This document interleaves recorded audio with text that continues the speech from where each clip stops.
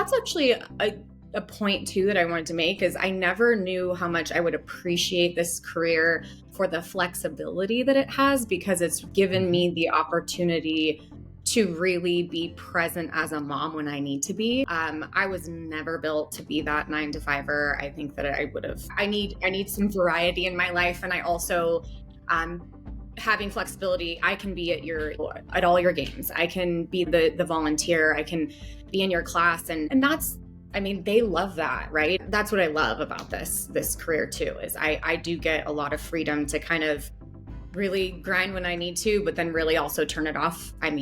You know how it goes. You don't really turn off. Yeah. I've been the person at the pool in Mexico with a laptop. Welcome back to Time-Tested Mastery Life Lessons Sell. I'm Mark Dolan, your host, and today's episode of Time-Tested Mastery, I'm joined by someone who's truly carved out her own lane in the Big Bear Lake real estate market, Ali Grant-Shoemaker. Before real estate, Ali built her skills in communication and media. She studied communications at Cal State San Bernardino and had her sights set on a career in the entertainment industry. That background gave her a sharp eye for presentation, storytelling, and connection, tools that now set her apart as a realtor. In 2013, Ali entered the world of real estate with the Tyler Wood Group, one of the highest performing teams in Big Bear. That experience gave her a front row seat to high-level systems, client care, and what it takes to succeed in a competitive resort market.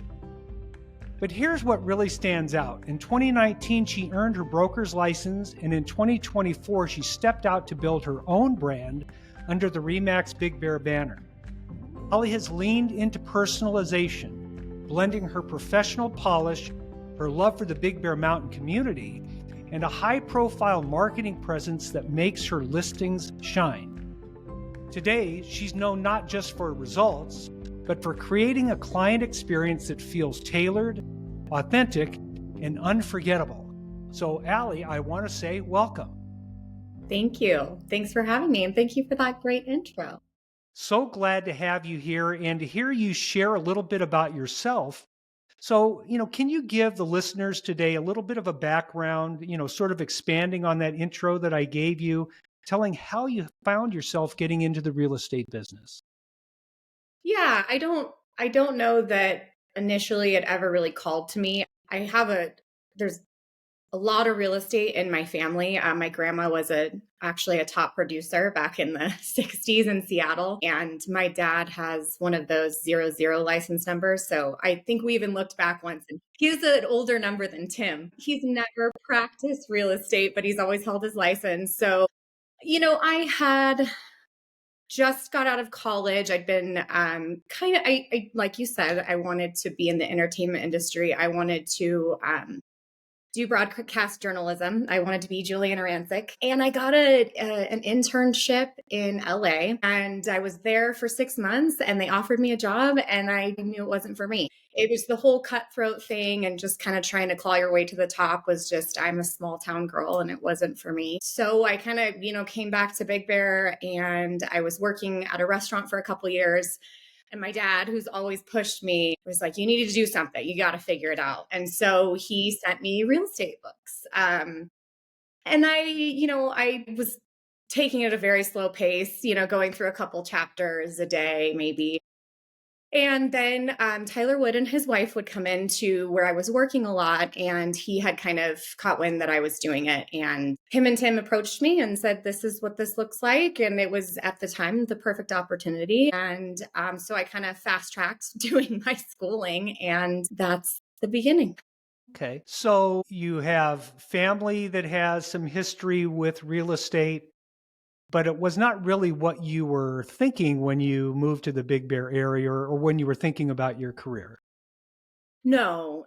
I started in school in San Diego, and then I met my husband up here, which is why I ended up at Cal State San Bernardino. And I kind of did communications. I was thinking, entertainment, I'm going to do this. And when that didn't work out, I kind of just, it's like, I'm still young. I can take a couple years to figure it out. But no. And it's funny too, because my parents have had their, like I said, had their license forever, and my grandma was in it, and it was never anything that was talked to me about, like, maybe you should pursue that, until it was a, hey, we need to figure out what you're doing. Okay. Okay. Yeah. So you're approached by Tim and Tyler, and I know Tim can be very persuasive because he was my mentor for years. So what was your thought process like when you started getting into the business? Because I don't know, did you know that you would be successful? Were you hoping? What did it feel like to start? You know, Tim and Tyler had a lot of success with agents. I mean, if you look at their track record, pretty much every top agent in Big Bear has at one time worked for them. And I know myself as a person. I've always been, a really hard worker. Like I very systematic. Want to finish things, want to do them right, and so I definitely had high expectations, and I knew I was in the right place. Um, I I was really fortunate, to be honest. I mean, truly, my career has been like like the perfect storybook. I started in an up market. So I started in 2013, right when things started to, start climbing back up. And I was in this great position to be working for this company. And as you know, they had this kind of structure where it helped in the beginning because you weren't solely focused on making a commission check because they were also paying you. So there was this whole system. And then from there, I mean, pretty quickly, I became, when we, left, when Tim decided to sell Coldwell and we merged with REMAX, I became Tyler's buyer's agent. So, and then it just has always continued to go up. And, so I had a really great opportunity to kind of build my sphere while doing it under, some really great teachers. Yeah. Yeah. So, looking back, is there any part of your backstory with your school training and your entertainment, plans?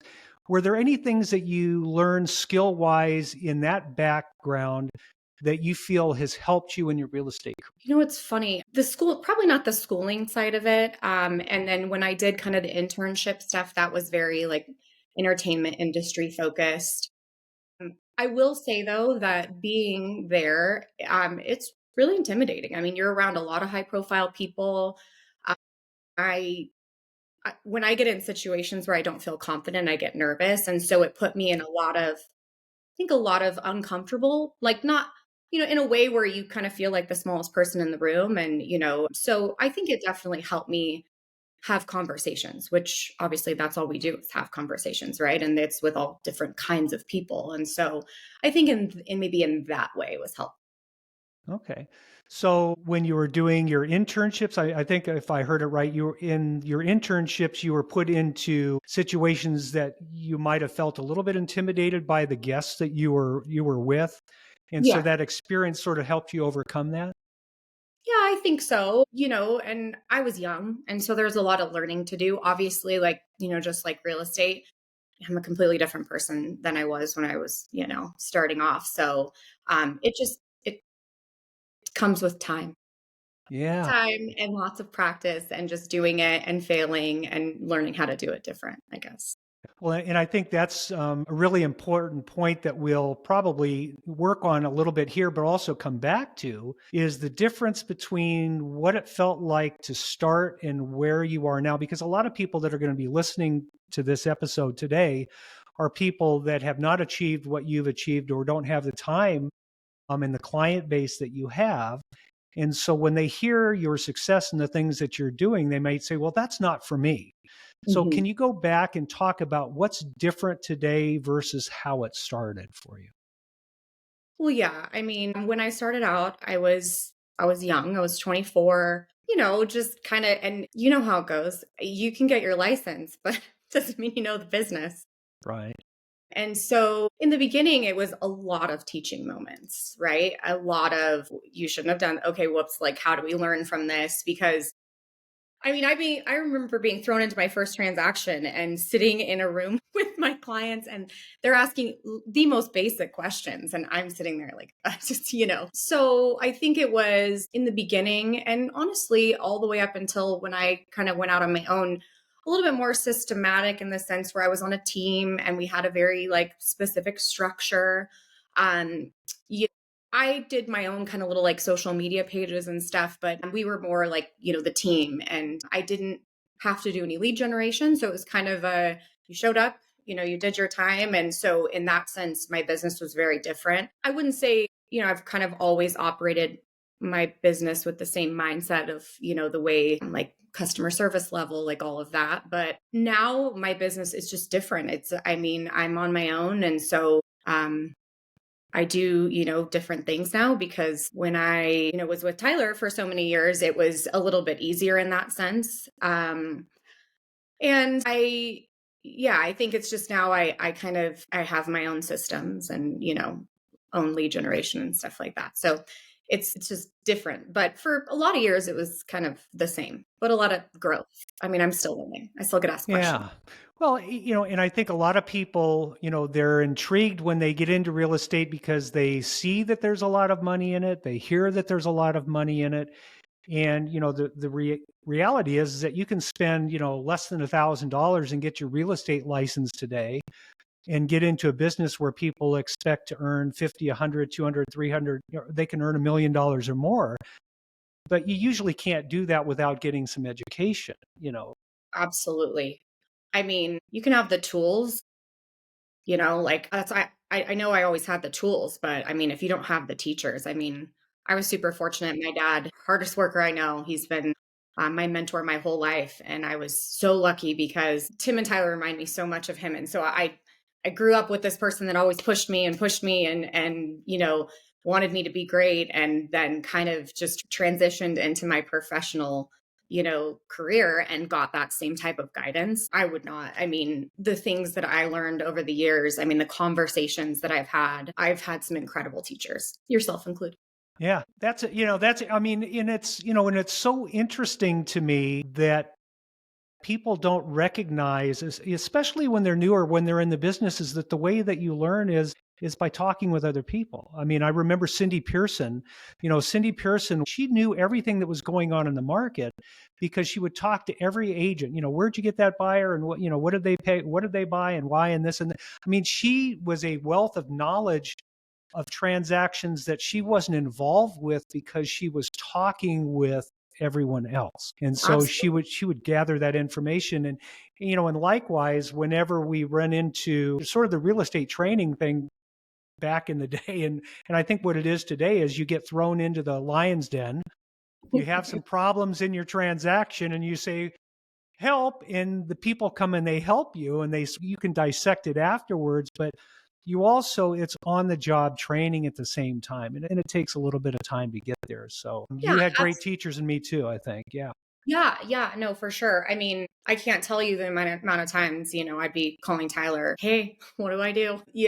And that you can't put a price tag on that. And I could never imagine like trying to do this business on my own in the beginning. I mean, from a lead generation perspective, from an education perspective, from just the support, to know that they've got, he always had my back. And so yeah, I mean, I was really fortunate in that regard. Yeah. So, I sort of want to go into an area that I know is a little bit sensitive because I had exactly the same thing is that, for many years I worked very closely with Tim on his team, and there was a moment, in our professional business lives where, we went separate ways. And so, I know that it can be difficult, but, can you share a little bit about, why it was the right time? What happened, why it was the right time for you?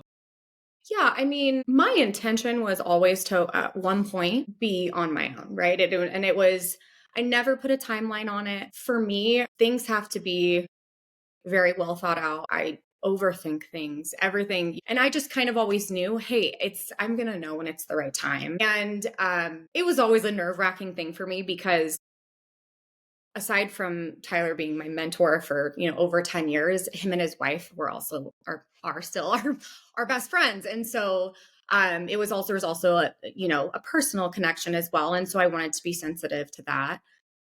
But I had kind of got to the point where, after COVID, obviously, we were doing a ton of business, everyone was.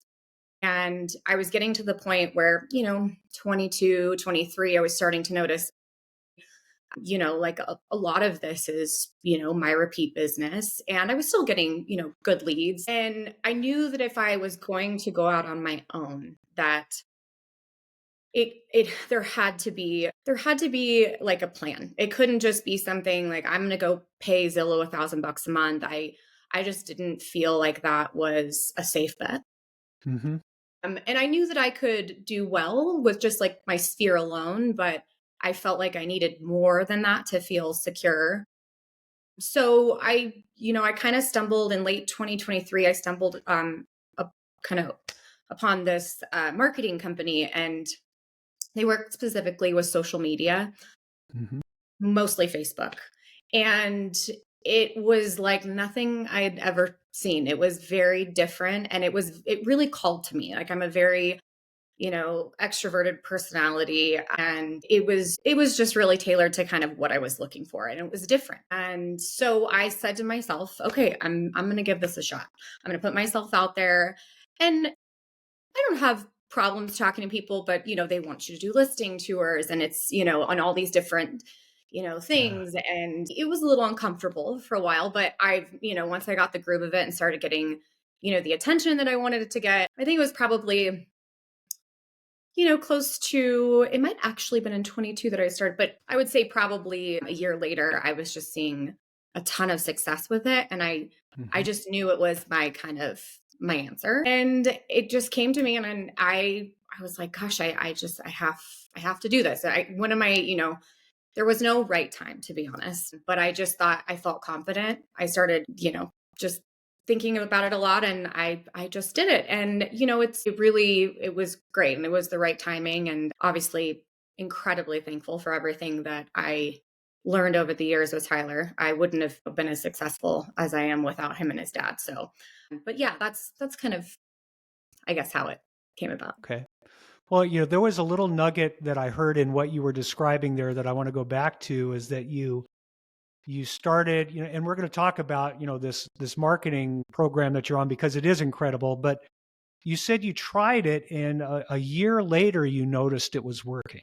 Did I hear you right? Yeah. So the way that it works is they're basically retargeting ads. So the company, you basically do these posts, and there's ad spend behind them. There's ad spend behind all of my listing tours. And they had told me in the beginning, we do this program where we start you off, on it's the fee is heavily reduced.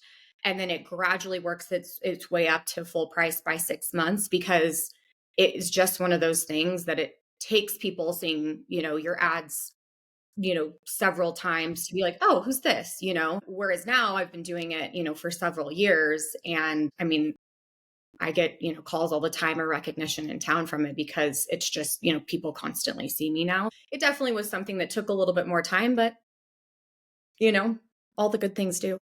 Yeah, yeah, absolutely. Well, when I talk with people that are newer or growing in the business and they start a program, I say, don't expect to see results for 18 months.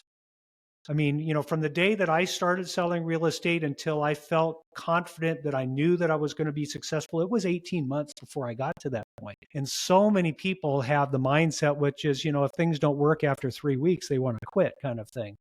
So I find it fascinating that even your marketing program took several months for you to realize, yeah, absolutely, this is working. Yeah. No, it definitely did. And they were a little, they're actually, most of their clients are primary home markets. Hmm. So they were kind of like, you're one of our first vacation home market, clients. So this might be interesting because, they run a lot of local ads. So if you're working in a primary market and you don't have all this recognition, then obviously you're getting a ton of business out of it. But as you know, not a majority of my business isn't from local. So, but yeah, 80 no, 80% is outside of the Big yeah, Bear areas. yeah, exactly. But yeah, Hmm. it's been great. Well, I think the things that stand out for me about the marketing program that you're doing is that everybody, has heard Facebook, social media, do this, do that, and do that. But it's really when you do something that is unique where it stands out. I mean, there was a book written, it was called, The Purple Cow. I mean, if you're driving down the road and you saw a purple cow, everybody would stop their car and get out and look at the purple cow because you don't see a purple cow every day, right? It's something that is absolutely, out of the ordinary. And like so many real estate agents, they don't innovate and they don't create. What they do is they copy what somebody else has been doing. And there's some value in copying best practices for systems, I suppose, but Mhm. not for marketing, because if you're copying marketing, you're diluting something, you're not standing out, I guess is probably the way that I would say it. And, so I would have to commend you because all of the things that you've done, especially over the last, I would say probably the last year, I have noted, I mean, they're just incredibly different from everything else that I see within the Big Bear marketplace. So I want to commend you for that. Oh, well, thank you. Yeah. I mean, what I really like about them is there's a lot of personalization to it. Like there's a lot of and even vulnerability in terms of like, hey, this is me, this is my family. And I think people like that because, real estate transactions, it's sensitive. It's a big investment. People want to feel like they're taken care of, rightfully so. And I've just always been about the personalization approach. Like I want to be your friend. And how can we do this? Yeah. Very good. Well, I know that everything seems to be clicking along really well for your business right now from my observation. A little bit different question is whenever we make a change like you made, usually there's things that are surprises to us that we didn't know going into it, things that were unexpected, I guess. Mhm. So when you started doing your own marketing for yourself, was there anything that you ran across that you weren't expecting that you had to over? Like in terms of with what I was doing with the marketing? Maybe with the marketing or maybe with running the business. I mean, I want it to be sort of an open-ended question because anytime somebody makes a change to their business, I mean, Mhm. they have a vision of where they think they're going, and then there's usually a couple of surprises that hit them. Is there anything that surprised Yeah. you? So the way that it works is basically, so I do this ad spin, right? And then people fill out a form and, oh, I'd like to see this homes list. And so that's kind of how I capture a lot of the attention. But a lot of those, they're just people that are, hey, I'm curious. So that we're talking a lot of cold calling and not my thing. But it's so funny too, because I actually it takes a lot of time too, right? I mean, and there's some people that have a gift for it, few that are in our office. And for me, it's just uncomfortable. Like, I don't want to be calling someone if they don't want me to be calling them. So Right. that's a large part of the business. I mean, I get people that reach out and I get a lot of leads just that way where they're intentionally reaching out. But a lot of them, you call and they're like, well, I didn't want you to call me. So Yeah. the funny part is I wanted to still utilize though the leads. And so I did end up hiring somebody to just kind of call on my behalf, which probably not the best, but it worked out great. And it kind of made me realize like, hey, you got to start just getting a little bit more comfortable with being uncomfortable. Yeah. And just sit in a room. And so I think that was kind of the most surprising part because I never cold called. And I know that that was a Hmm. big thing back in the day. And so it just was never a thing for my business. Yeah. Well, yeah, and it's interesting that you say that because there's the idea of cold calling, it's very different today than it was when I started. And I share this message a lot is that I was able to get 50 contacts in an hour when I first started because there were no cell phones. If I called, between 5:30 and 7 o'clock at night, everybody was home typically. Most people answered the phone. If they had an answering machine, it was because they wanted to know who was calling.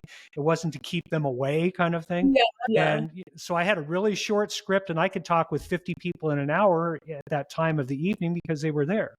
yeah, Today, you can call for an hour and you'll be lucky to talk with three people. 100%. Yeah. But from a salesperson's standpoint, I don't think it's the cold calling necessarily, from my perspective, that is the issue. It is to talk to people that you don't have rapport with, you don't have a connection with, and that fear of rejection, because you can do that door knocking, you can do that anywhere, right? Yeah. Yes, absolutely. Yeah. Yeah. I don't know if it's ever going to be something. We all have our strong suits. It's just not mine. Yeah, yeah.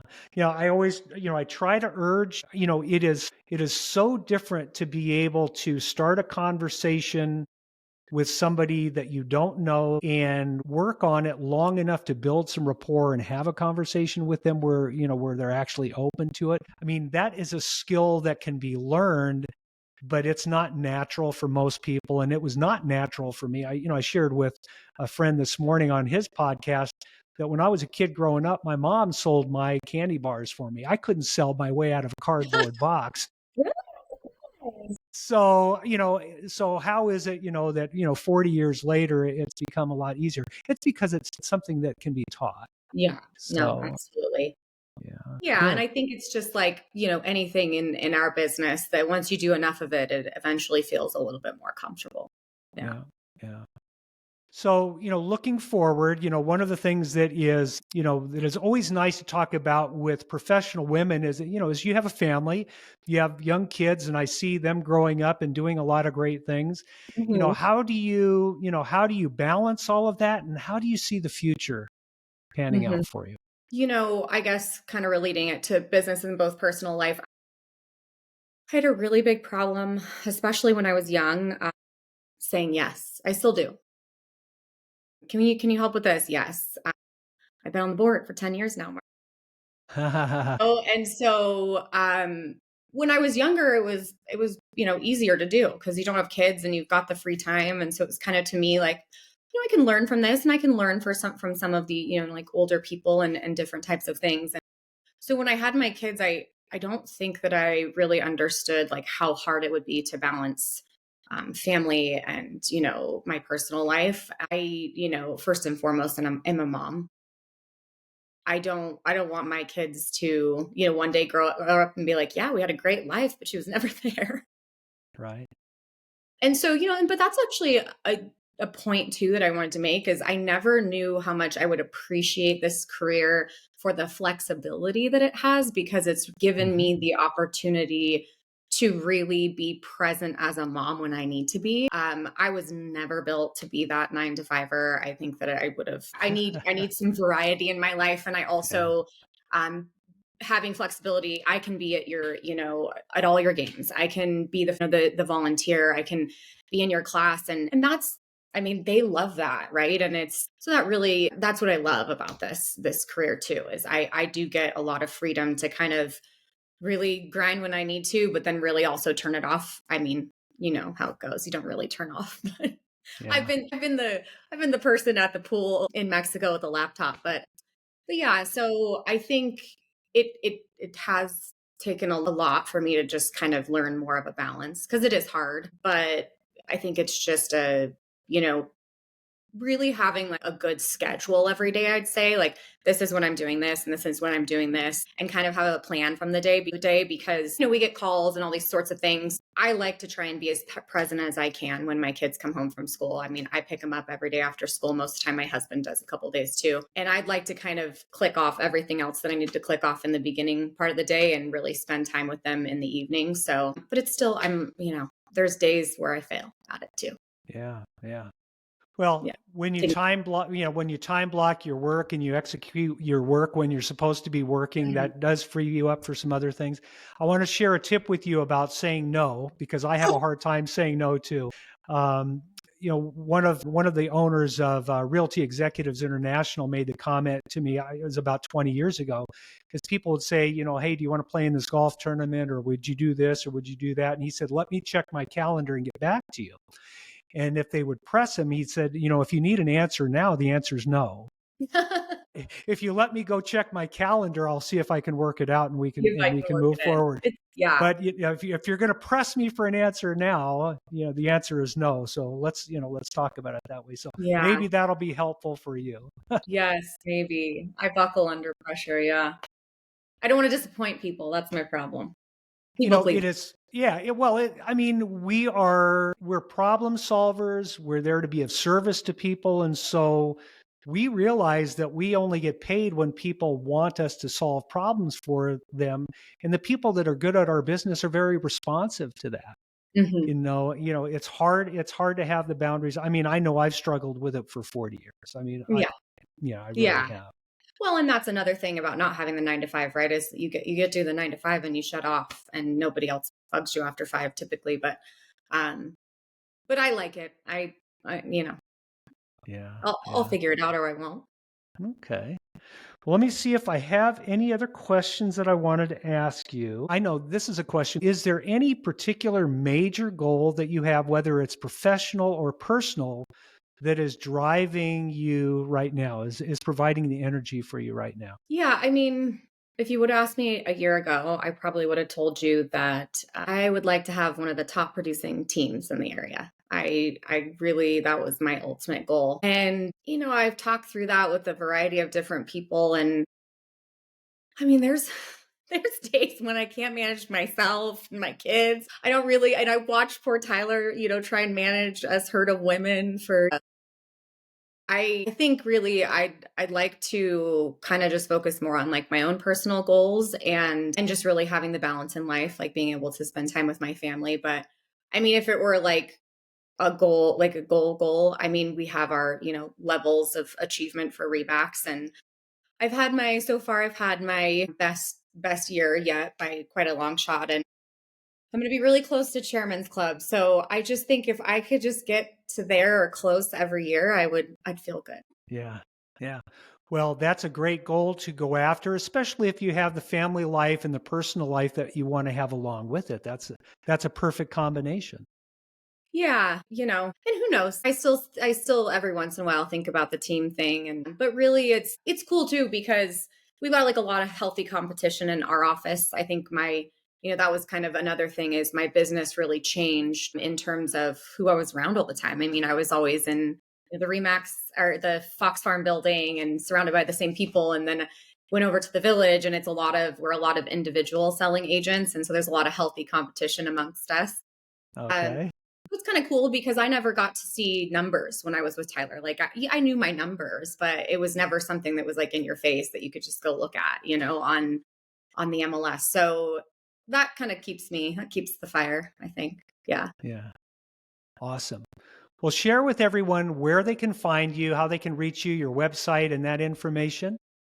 Yeah, so just finished my website actually. It's aligrant-shoemaker.com. I am most active on my Facebook profile, so it's Ali Grant-Shoemaker Big Bear Real Estate.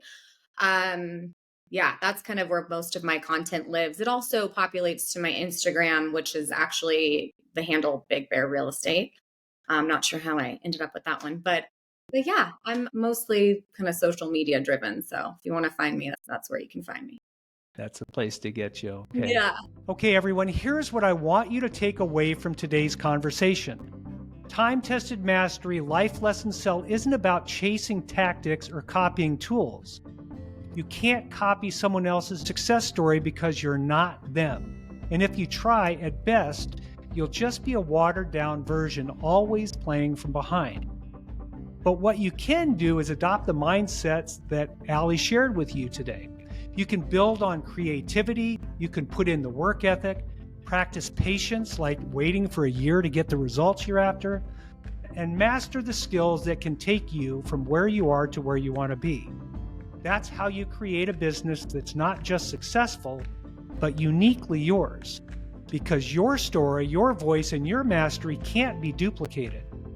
So Ali, thank you for the gems you shared with us today. Your journey, your insights, and your example are all proof that building your own brand with patience, skill, and authenticity really does pay off. And for those listening, if you'd like to connect with her, reach out to her on her social media. She's a powerhouse for anyone looking to buy, sell, or learn from someone thriving in the Big Bear market. So until next time, remember, ordinary people can achieve extraordinary results when they commit to timeless principles of mastery, mindset, and transformation. Thanks, Mark.